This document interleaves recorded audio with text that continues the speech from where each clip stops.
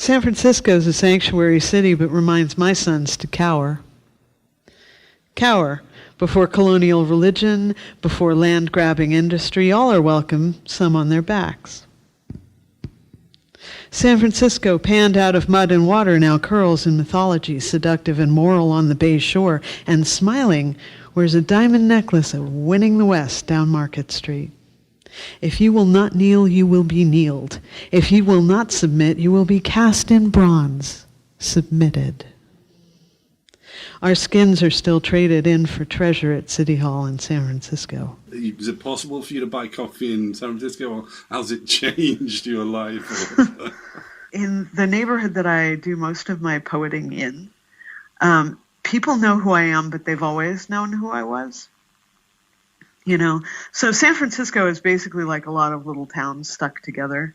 Okay. I find parts of London are like that too, you know, where you go down to your regular cafe, everybody knows who you are, right? But what I'm saying is that has it changed that when I say not to buy because you're too famous, but is like someone will always buy you a coffee now or your meal in a restaurant, or has anything that changed?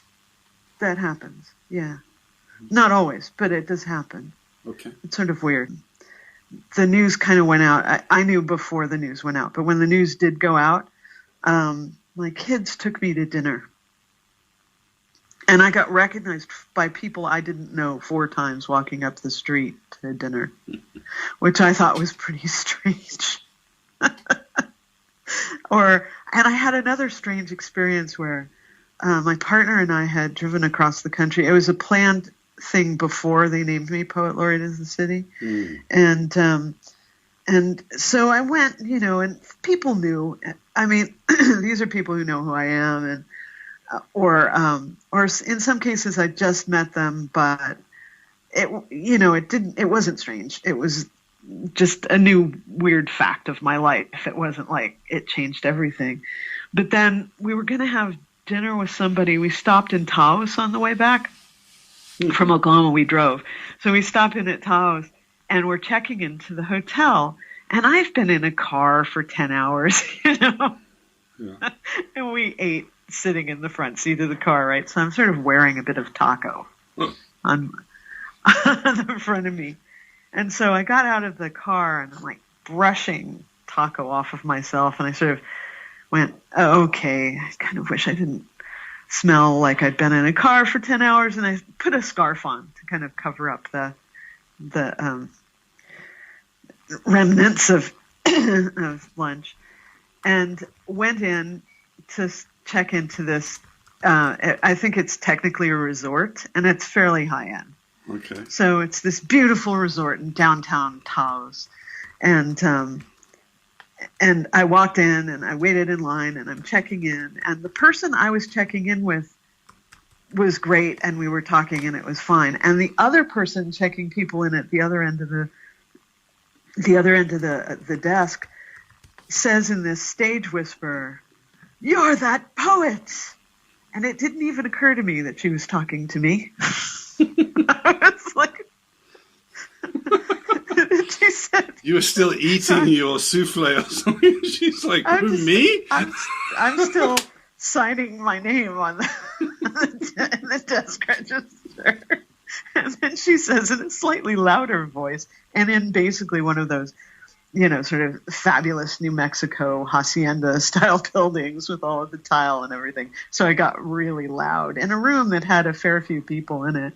And says in this absolutely bellow, she goes, "You are the Poet Laureate of San Francisco." And I went, oh, she is talking to me. And I looked over and I realized, oh God, there's salsa on my blouse, and I'm a little smelly. So my hand came up to make sure that the scarf was covering the salsa marks on my chest. Of course I am. Yes. Why, yes. I am. Do I know you? That's very good. I love that. It's a lovely. Somebody came up behind me who it looked vaguely familiar. I'm not going to say who I think it might have been, but it's sort of, this person who was talking to me is actually one of the few people who might make me really starstruck in the world. There aren't a lot of them. And he came up behind me, and the sort of the furore died down a little, and he said, "So how long? For how long has this kind of thing been happening to you?" And I said, "Literally the first time. This is the first time." And he goes, "Oh." He goes, "Would you like a little advice?" And I said, "Absolutely, would love some advice." And he said, "Develop a character you fall into when that happens so that it doesn't completely fluster you, because it will happen at the most awkward moments and without warning, and you just need to have a strategy." What are your plans? What are you doing? Are you doing book readings, tours? Yeah, I'm supposed to be putting a book together for City Lights Press, which I have all of the work done on. I'm doing a number of appearances at schools in San Francisco and around the Bay Area. I'm reading a lot. I'm reading at least twice a week for the foreseeable future. Okay. I have, let's see. What was the book? There was a cutout there. What was the City Lights Press? What was the book? You've prepared most of it. It's. I don't have a title for it at this juncture. But it's poems. Poetry. Yeah, it's poetry. I'm the unofficial poet in residence at the San Francisco Presidio, which is the former military base that kind of founded the city in a way, as a European American hybrid kind of city. So the Presidio is going through a process of daylighting a watershed on. It's a park well within the city, and it's kind of gorgeous. And they're fixing the water. So there's a lake there that was very polluted that they're dredging in that. And I'm writing a series of poems for a walking tour of that area. Wow, that's nice. What else am I doing? It's all really beautiful, gorgeous stuff. I'm getting invited to do all kinds of fabulous things because worldwide there's a bit of a fetish for Native American stuff.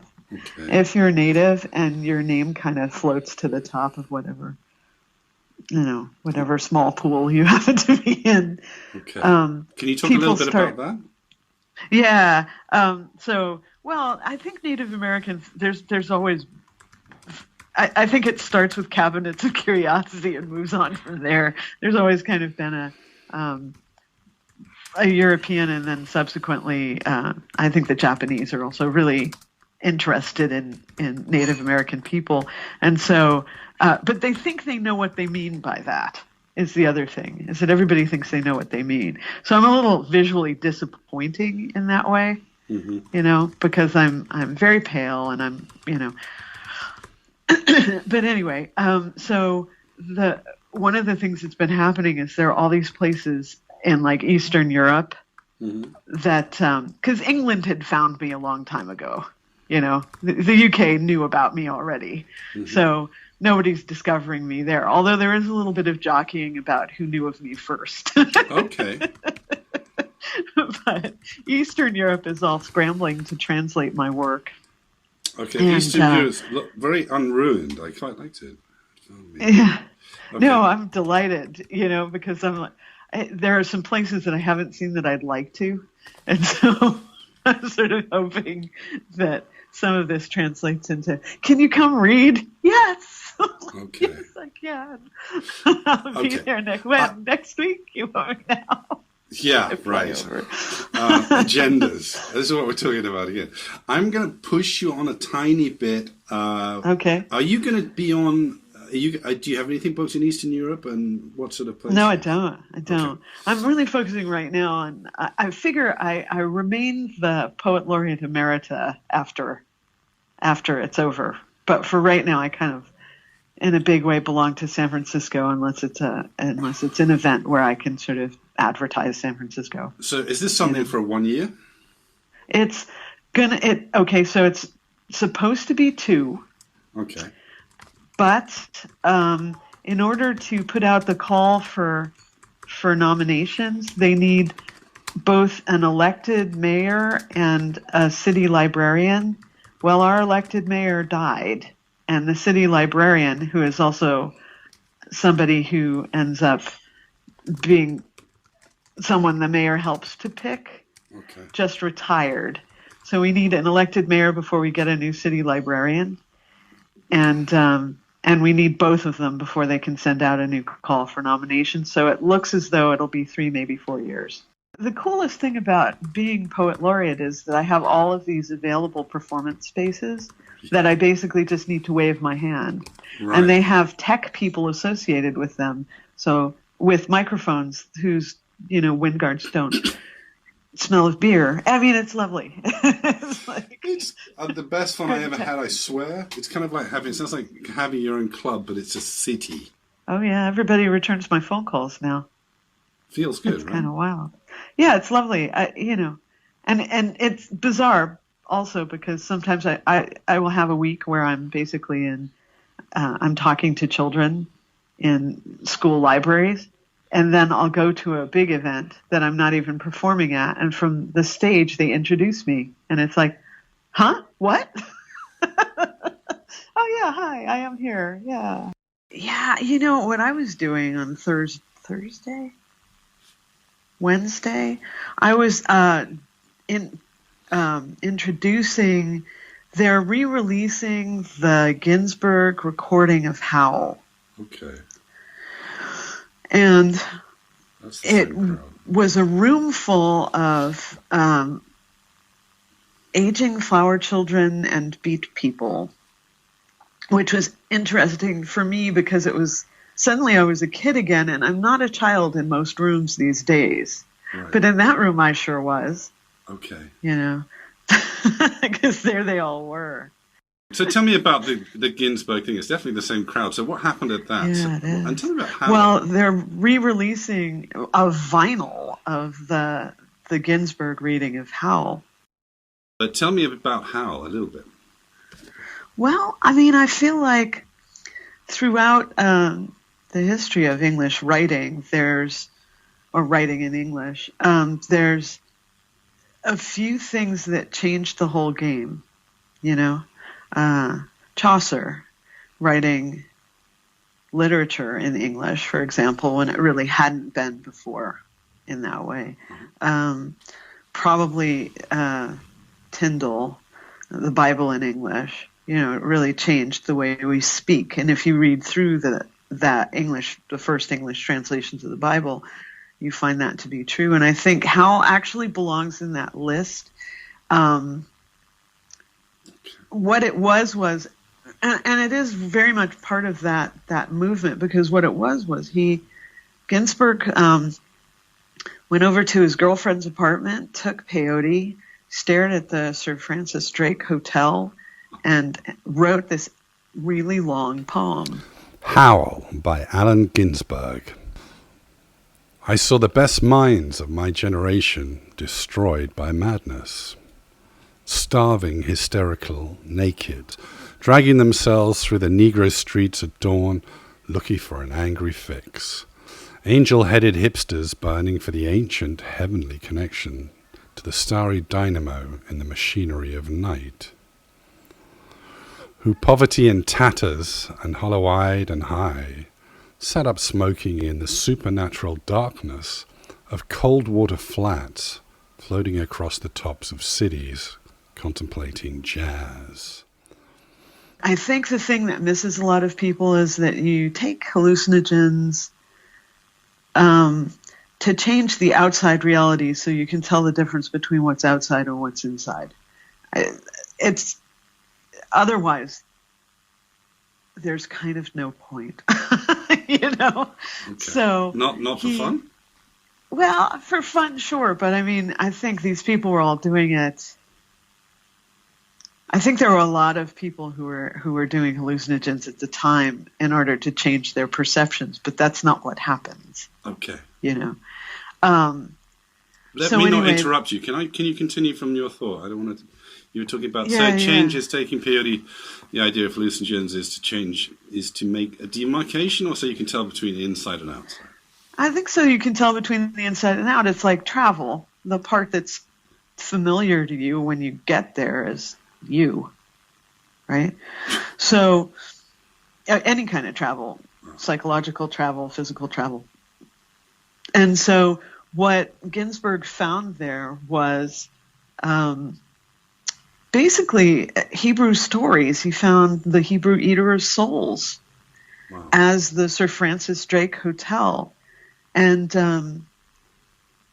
I think the poem itself has been mythologized so much that we almost don't see that what it really is an exploration of some deep programming, which really did change a lot of personal expression from then until now. And people who are very beat-centric will say that nothing musical, nothing literary that's happened since in the English language is not affected by Howl. I'm not sure that's true, but I think it sure has had a fairly major impact. It's long, and it's interesting to hear it in his voice, because the other thing that I noticed listening to it the other night was that he takes on a very the affect of Jewish prayer in temple. You know, the phrasing of it is very much that, and I don't think I'd noticed until that point that the sort of beat reading of beat poetry was very affected by Judaic tradition and prayer. So, if I can interrupt you, so you're saying that there's if you really look into it and you totally lose yourself in whatever's inside, there are these artifacts, which is the way that we talk, or the way that we're programmed, or the stories we learned, and that you could see in some kind of overlying abstract form of his exploration of himself. Yeah. And it makes me really curious, you know, the conversations you and I have had about our personal histories. It's now making me really curious to dig deeper and see what those stories are, because I think our generation were taught different stories, like profoundly different stories. So, such as, okay, so he's brought up on Temple and stuff like that, and that is the truth, and we're brought up on The Little Prince or Asterix and Obelix or Tintin or what? Yeah, and hanging out with these people who are remaking the world. Right. You know? There was a sense that the world was being remade. Right. You know? Right. And it makes me really curious about, because a lot of the rules got broken, and I feel like some of them have some rules that are useful have not been remade yet. Mm-hmm. And I feel that ultimately that does fall to us to do. Like? And I wonder, well, there are certain social conventions that kind of needed to go away, but they haven't been replaced by anything. Like? Courtesy or simple things like that? Courtesy, simple courtesy is a good Am I too one. old-fashioned? I haven't taken enough drugs for years. You know, Mum went crazy. And they said she was schizophrenic from drugs. It's frightening to see that. I know. See, I don't do anything like that either. And I did at one point. Sure. Sort of take it on as an experiment to try different things. And? Yeah, but I always sort of had this sense that, like, I'd seen so many people just burn out and lose perspective. And really, the thing that was the scariest was the people who got fearful and depressed. Right. You know, and I lost people to that, and so I think I've always been a bit tentative about those sorts of explorations, because I watched enough of it, you know, to have caution. So exactly the same as me. And do you think that maybe, I don't know, my theory is that they were so experimental and they were so reacting to what they seem to say, it sounds a little bit corny, but is this black and white world that they were born in. That maybe it went so far the other way, and we are being a little too protective. Like, I think it's really good for you, some of this stuff. Oh, I agree. No, I absolutely agree. My sort of rule with hallucinogens was that I took stuff and saw God, or the God that I understand, you know, And then I went, well, obviously, I've done that now. You know, right? Perhaps I rearranged my brain a bit before I try it again, because you know you don't need to do that a lot, right? Yeah. I mean, there are these people these days who are taking ayahuasca pretty much every weekend. Wow. And I just think about that, and I can't imagine how you realign to magnetic north in that context. How you wake up. That's where you get that disability of, you know, getting up the wrong way or standing. Right. Essentially, it's like, it's the as far as I'm concerned, and as far as I've seen with other, you know, as witness to the 60s, is you do that to change your perspective. But if your perspective remains changed in that way, then that becomes the problem, you know? Okay. I want to get back to the things that we have not been reformatted, but also, just while we're here, can we talk about what is the difference? What is peyote and ayahuasca, the difference? Ayahuasca taps in, and I don't remember the name of the chemical, but it taps into a chemical that we already have in our brain that gets released at death. So there's a euphoric aspect to it that is not necessarily present in peyote. Okay.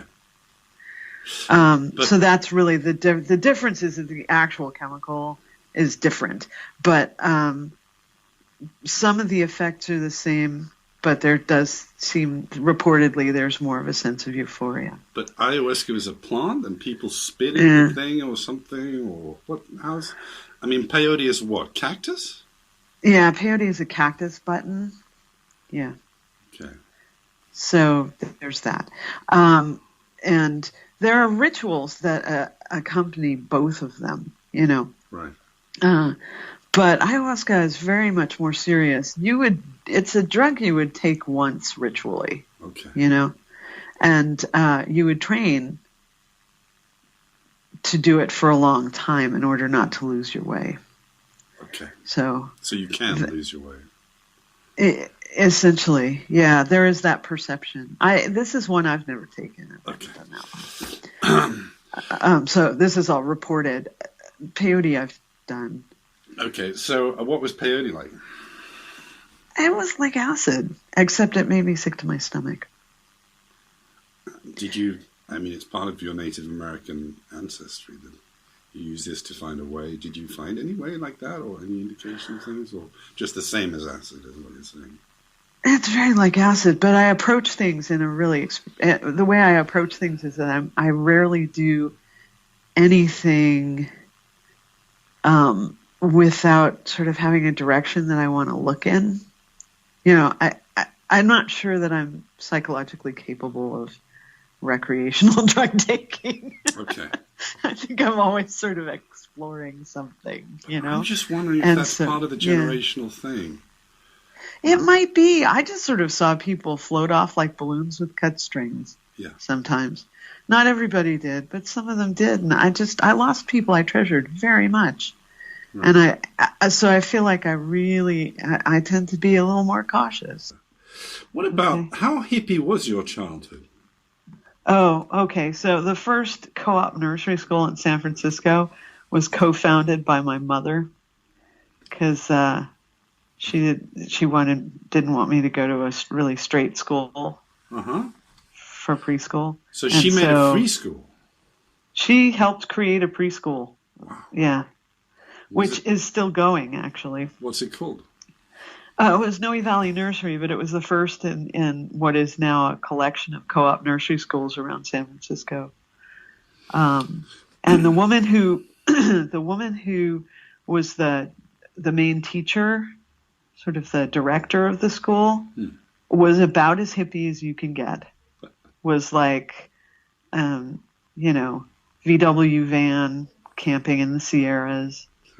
Right. About as hippie as it gets. You know, we had the bad unfiltered apple juice and the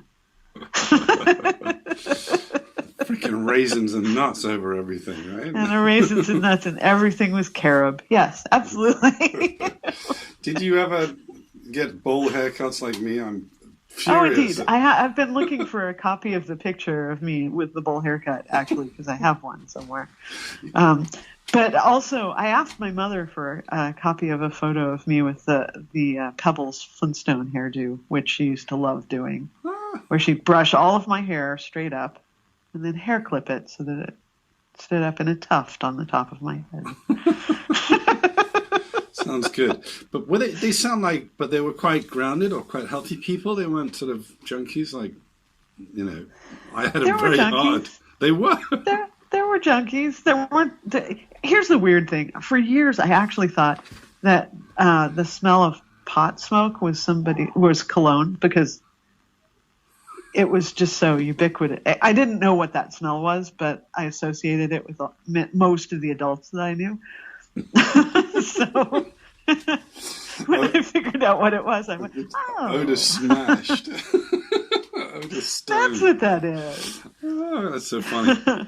I had a very patchouli-soaked childhood. Oh yeah, the rose. I remember Mum used to make salads with flowers and put patchouli. I love. Yeah. I still love it. Rose water. Borage flowers and nasturtiums and rose petals. I love that. I love eating flowers. Yeah. Okay, I'm going to try and focus this up a bit. So what were the structures you think that maybe were broken down in the 60s that weren't replaced, for example? Family?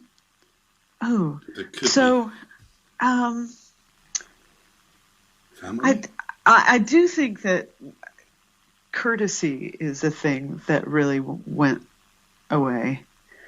And particularly because I see that, I mean, if I look back, if I take a hunt back in my young adulthood, a lot of the people that I respected generally lacked that degree of courtesy. And that it was good to be discourteous in a way. There was something more honest about that, apparently, right? But I disagree. And I think we have to rebuild it without the BS, but that it's a thing worth having in the world. There are certain, I think, family structures that got a bad reputation during the 60s and got sort of torn and muddled. And I think people are rebuilding those, what is a relationship? But I think it could have only happened that way after the Industrial Revolution and this sort of sense that men are now separate from families. Why? Right? Why? There was because they go out and get the work, and because they go out and work somewhere away from the family. Okay. And that there had been, a good half century of effort to attach men more firmly to their work than to their families. Yeah. So when some of these structures got, as opposed to being for the family, it was. That the attachment was to work. Do you not think that family could have been to being a warrior before? Except that was, I don't know, at least in my culture, there's a ritual to return from war. Okay. But there,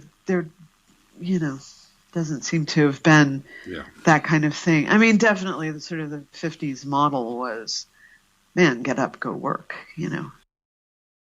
Civic statues, it is said, are not fully understood by the Arts Commission artists, but are by someone descended from museum owners.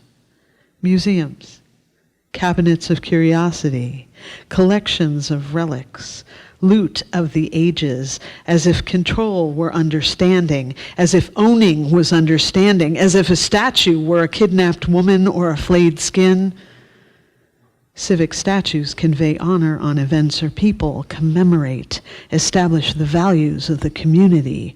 What stands in our civic center in San Francisco? What does San Francisco stand for? I don't know if you've ever read Umberto Eco's Travels in Hyperreality. I've read a lot of his, but not that. Yeah, it's pretty funny because he attributes it to America and particularly Southern California, and I kind of can't really argue as much as I'd like to about it being attributed to that. But it's also if you think about it, Wookiee Hole isn't a million miles from some of what he's talking about. Okay. You know, but in the U.S., what you get is you'll get the Museum of Applied Art or whatever it is, and so they'll have a facsimile of the Mona Lisa, but it's not just a facsimile of the Mona Lisa. It's a diorama of the Mona Lisa and a facsimile of the artist's studio with it being painted, right? So it can't just be the thing. It's got to be the whole experience. And for a long time in California, a lot of things were called the something or other experience, and that meant that they had also fabricated some grand exterior story to the whole thing. Such a strange... California is the weirdest place I've ever lived. It can be really strange here, but it can also be like... how much do you know about, say, Emperor Norton? Nothing. Okay. Emperor Norton was this guy who kind of lost the plot. He had been a planter in the Central Valley. He tried to grow rice before it was really possible to control the water in that way, and he lost everything.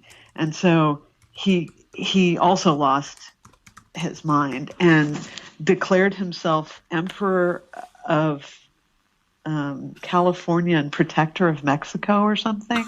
And so he was this homeless guy with these two stinky old dogs, and they gave him a room at the Mark Hopkins Hotel because people just decided he was really charming and decided to be nice to him. He printed his own money, and it was accepted everywhere in San Francisco, right? And so he was just this character, you know. I'll look it up. That was supported by the city. So, I mean, California is amazing in that way because it's such an extreme situation, but it's also a place where it's easy to romanticize it to a huge extent. And you also have to keep in mind that the last major massacre of Native people in California was in the 30s. Wow. So it's a place of great contrast. I'm not convinced that the law that says you can trade my skin in for a bounty isn't. I'm not sure it's off the books yet. You know, it's a very strange place for that reason. You know, a lot of things were never struck down. The last massacre of natives was in the 30s. Can you talk about that too? Yeah, well, this is a thing that the people something... themselves don't like to talk about very much, but what happened, without getting into too much detail, is that a number of people were nailed into a dance house, and the dance house was set on fire. So it's an ugly history. There was a lot of taking Native women as slaves early on in California as well, so it's kind of horrific history, you know. I kind of feel like we're very much part of the same story, you know? Right. Whether or not we knew each other before, we're definitely part of the same story. And you know, that part of that story is how do you, I mean, the generation of our parents seriously slipped the leash. It's just running abroad, you know, doing their thing. Okay. So it's and so we'd had to take it back a notch. Maybe. No, I think we kind of have had to. And what about this funny thing that to be a really good guitar player, you should have some Cherokee blood? Have you heard about that? I've heard that. I don't know. Like Rumble is this new film with American Indian artists, Native American artists. Yeah. The native musician thing. It's interesting because the other part of that, the flip side of that, is that a lot of the jazz musicians historically either had or claimed Cherokee. So for example, there's a poem I wrote called the Great Urban Indian Poem, where I sort of evoke a bunch of these people, and one of the lines in it is, and John Lee played the two-step himself, and that's John Lee Hooker, who was also Native. The great urban Indian poem by Kim Shuck has already been written. Most people missed it. The fancy dancer had finally finished. His urban regalia collected his last windshield wiper blade for his Oklahoma-Oakland back bustle, complete with Harley gas cap rosette, found himself lining up next to a red-headed San Francisco girl, her shawl edge-marked with graffiti from outside of Eli's Mile High Club, and John Lee played the two-step himself. The great urban Indian poem is ongoing. But most people miss it because there will never be a release party. A lot of the greats that we know of also either are or claim Cherokee ancestry. Why so that's an old Cherokee, not. I mean, we think that Cherokee is more musical than Apache or Comanche. Do you know what I think it is? Is first of all, a lot of what we're talking about are African American musicians, and a lot of slavery happened in the Southeast to a greater extent, and we are a Southeastern tribe. So I think for part of the reason that gets claimed more than anything else is just location, but because I have to say, if you listen to our traditional music, there's no hint that there will be. There's not a whole lot of indication that it's going to cause genius generations down the line. Well, Apologies, but really? it's pretty straightforward rattle and voice and not particularly intriguing polyrhythms or anything. But maybe from slavery. Yeah. Right? Yeah. Maybe there was some mingling there or something. Yeah, so I name a bunch of those. Not a bunch, but every sort of section of the poem has its own reference to one of them. I mean, the other person that I reference is Deb Isle, who's not Cherokee, but is also Native. If you remember Romeo Void. No. No, their big hit was "I Might Like You Better If We Slept Together." Sort of in the great punk wave that went through. The artistic epic by Weinstein, right? I May Like You Better. Right. Well, I don't know that Weinstein was trying to like people better. I was offended when he was referencing, the 60s and the 70s was all about free love. I'm like, free love was not intended to be that coercive from my perspective on it.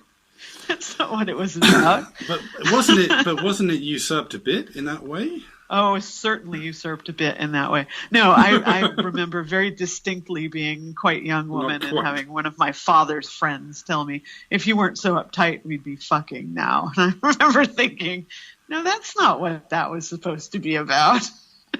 It is. It's really upsetting. And it calls itself. You know what I mean? It's one of those behaviors that just drags everybody right down to that level. I don't think there's any culture that celebrates arrogance in a really overt way. I think it tends to succeed, unfortunately. And so I think most cultures have some kind of caution against being that way. But you don't think it changes over time? Maybe I'm delusional that I'm still seduced by this idea that we may be getting better. Maybe nothing has changed for 10,000 years. Well, there's always going to be that person, I think. But I think it's tends to be swings and roundabouts. But I like to hope that we're making some measure of progress. Yeah. So even glaciers are moving. So hopefully. Well, narcissism is a terrible thing. Right. That must be a horrible place to live. The inside of a brain that needs that much attention and approval. Yeah, but we know that's got to be difficult. I know a few. Yeah, unfortunately, but still, that still has to be a really miserable head to live in. Yeah. The fears must just really be distracting. A lot of posture, a lot of acting this thing out. Difficult. Yeah, I mean, I just. I look at all of it and I think So when I was a kid, I remember knowing a lot of those women who would like wear gloves to go out, had to have gloves and a hat on before they went out, you know? But those were not people close to me because the people my parents knew were the ones who'd rejected that. So they were all these women in, you know, granny dresses and, you know, or jeans and turtlenecks and that kind of like something comfy, right? Being comfortable and being happy and not feeling compelled to tease your hair for 5 hours before you could go out of the house and that. Right. And, you know, and there was certainly interplay between those two extremes, but I feel like You're talking about there's physical something narcissism, there's right? something to be taken about acceptance of self and a willingness to be, you know, there was definitely a comfort seeking and happiness seeking vibe abroad as I was being raised, and I feel like there's something to be taken from that, you know. Yeah. That's very useful about, you know, forgiving yourself flaws and allowing yourself to be comfortable and not letting other people determine everything about your presentation. There's kind of a sadness in there as well, you know. Okay. Like I also knew a lot of the women who were just groupies, you know. And I don't mean to make it sound like that. Who are groupies, who took on being groupies as a thing. Right. And basically what that is kind of creating an alternative family support structure for people for when they step off that stage. And that stage can be anything. It's not just for musicians. It's for writers, too. There's the moment when you're under scrutiny and having to actually perform your own identity, you know? Right. And which is difficult and confusing depending on to what extent you're I don't know, to what extent you are your art. Yeah. You know?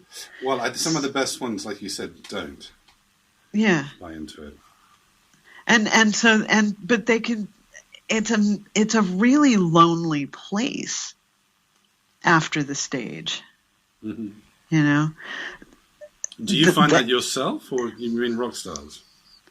Oh, well, I understand it because I performed once, probably the biggest crowd. I think there were 10,000 people there. It was like, it was huge. It was a huge event. And I had always I'd been at big shows, you know, big stadium shows, big, you know, festival shows and such. But not on the stage. I wasn't the subject of the gaze. Okay. Can you for those moments? Can you name the place and the event of this one coming up? Well, okay. So I was part of a millennial celebration that had an enormous audience.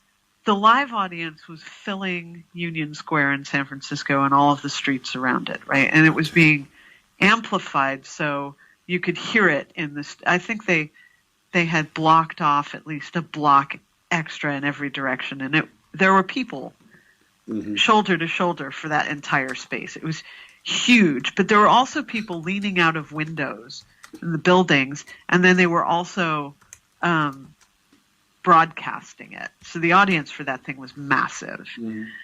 And I had one of those weird moments where I walked up on stage and the mic they told me to use was not on. Right. So, but because I've been a performer for a long time, I walked around the stage tapping mics until I found one that was on. But I thought, wow, this is...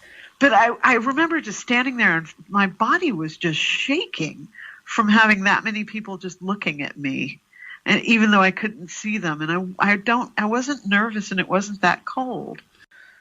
The entirety of Plaza in San Francisco was full, but also there was audience hanging out of windows in the buildings surrounding it. Wow. And I read some poetry, and I wasn't afraid or cold, but my body was shaking, you know? And I realized that thing that I'd heard friends of mine talk about, that energy directed at you, it's got to go somewhere. And I don't have stage fright, so I know I wasn't afraid of it. I couldn't even see most of the audience, so that wasn't the point. It was just feeling that energy and stepping off of that stage.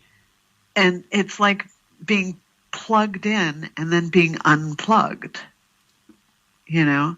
And it's an odd moment. And so I think I walked for the next 2 hours. I just went for a really long walk. But you hear... amazing. What a great story. You hear people talk about it. Trying to think. I know I was listening to an interview with the guys from Led Zeppelin who were talking about if you do a series of really big shows, by the end of a tour, you can't sleep. Really? You know, you just absolutely can't get to sleep. And I think I know what they're talking about, just having done it. And I don't think I could do it regularly. And what was the date of that? Oh, that would have been, well, it was the... Millennial. It was New Year's. It was the day of the millennium, yeah. And where was it? Was it in this open area? Yeah, it was in... Okay, so there was live audience. I don't remember where I got the number 10,000. I may be totally off with that, but it was huge. At the very best, something is singing through me, if I'm recording. Yes! No, that's exactly it. And you kind of lose yourself.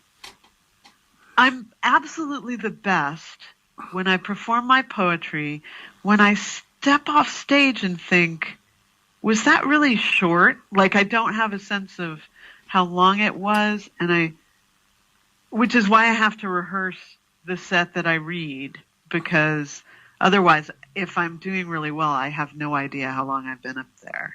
Right. You know, because you just get lost. There's possession, I think. And even actually at my son's birth, you know, it was an out of body experience for me a bit. Yeah. So, but it definitely was for me when my first son was born. It was totally an out of body experience. It was like, you know, you get into this rhythm of it is exactly like that. You have to get out of your own way. Right. In order to give birth, you have to get the hell out of your own way. Step out of the way of the moment and just be in it as opposed to be directing it. That's it. Wow. Fantastic.